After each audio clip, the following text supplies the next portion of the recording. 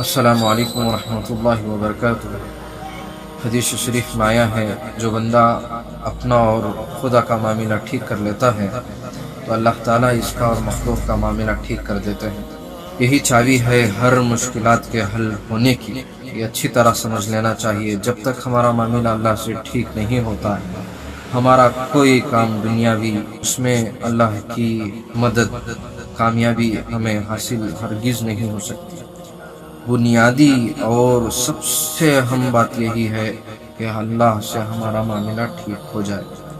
اگر اللہ سے ہمارا معاملہ ٹھیک ہو گیا، ہمارے سارے گویا کہ ہمارے سارے کام بن جائیں گے۔ جب اللہ سے ہمارا معاملہ بگڑ گیا، اس کے نتیجے میں کیا ہوگا؟ ظاہر ہے کہ ہمارے سارے کام بگڑنا شروع ہو جائیں گے۔ اس حال میں ہم یہ سوچنا ہے کہ کیا میرا اللہ مجھ سے راضی ہے۔ اللہ تعالی ہم سب کو عمل کی توفیق عطا فرمائے۔ وآخر دعوانا الحمد للہ۔